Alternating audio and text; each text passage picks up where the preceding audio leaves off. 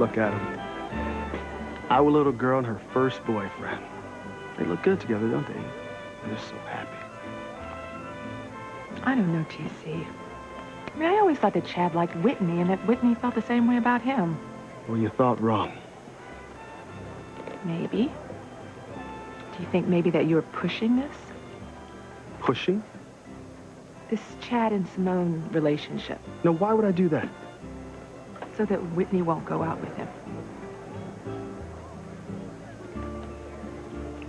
Eve, what are you talking about? I know that you want Whitney to keep her focus on tennis and not get sidetracked by a boyfriend.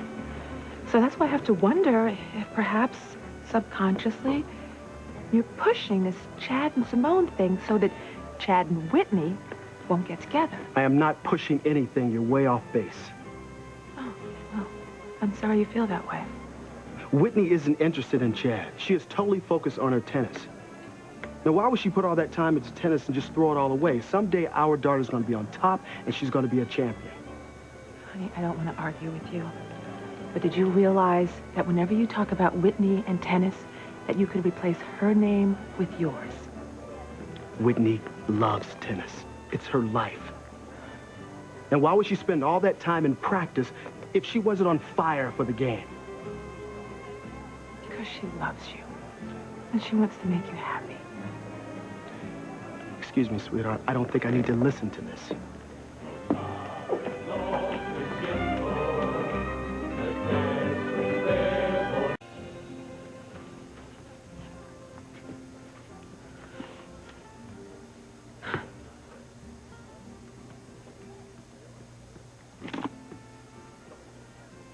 Why can't you see what you're doing, T.C.? Why can't you? Champagne? I had a hunch you could use this. No, thank you. You know, the last time we were in this room together, you threatened me. The threat still stands, Julian. Made all sorts of accusations. Don't start, The Julian. fascinating thing is, even with all your hostility, I still find you incredibly attractive. Eve. Don't even think about it, Julian. You disgust me. I suppose I deserve these slings and arrows. Oh, you deserve more. Worse, after everything that you've done. I want you to listen to me, Eve. No. Please. This is of vital importance. I've done a lot of soul searching. Soul?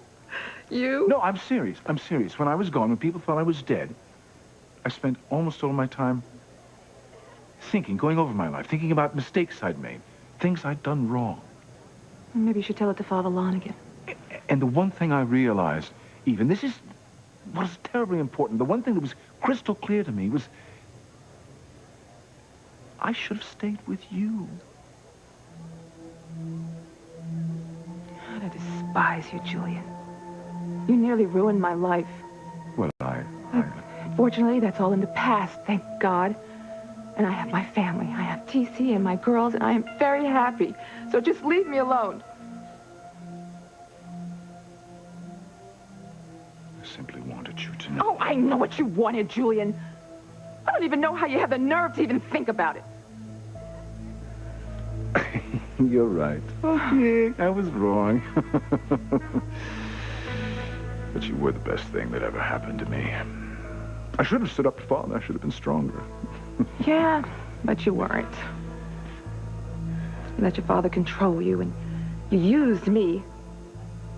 When you found out I was pregnant, you just tossed me away like I was nothing. No, you're anything but, Eve. You know? You're everything a man could want, and I loved you. Hmm? It's too bad you didn't have enough courage to stand up for that love, Julian. I admit that. Your father disapproved of me just to think I was good enough for his precious family. This is the idea of bringing home a black Mrs. Crane was abhorrent to him. You know, if you loved me so much, Julian, why didn't you have the courage to stand up to that corrupt, vile old man? Because I was terribly wrong, I'm here to tell you, from the bottom of my heart, I was wrong.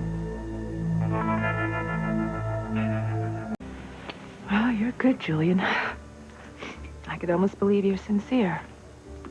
Almost. I've never been more sincere in my life. So you're sorry? About all of it, terribly. Oh, the hell you are. I'm being honest, Eve. Are you sorry about our son, Julian? Of course. But you never even acknowledged that we had a son. Our son is dead. And do you know that for sure? Because I don't. I have a very distinct vision that he didn't die. That someone took him out of the hospital and then they lied to me and told me that he died. Who are you? Who are you? What are you doing? Stop it! No! Please, somebody! Help! He's taking my baby! No! My baby! My baby! And it was so clear. It was a vision, Eve. No. No. It was too real not to have happened. Well, I don't know anything about that. Yes, but you know that your father could have been behind it. You know that he's evil enough to have planned it. That he'd have never wanted a Crane heir to be half African-American. Yes, I wouldn't put anything past him. He's capable of anything. Then how does that make you feel, Julian? That you have a son out there and that he was taken from you? If it was true, part of me thinks it would be wonderful. But we have to be realistic. If our son is out there, he is alive, and he comes back, what will happen to you and your life? Your family doesn't even know about our past. TC would kill you. What would he do to you, Eve? All I'm saying is, our son could destroy your family. It's only natural that you'd want to believe that our son was still alive. I have no idea whether or not that's so, but you have to think of the repercussions. What would happen to you, to your life, your family, if our son came back? What are you doing with my wife? No, Eve was upset when she came in here, and I... Stay away from my family, Julian. Do you understand me? Yes.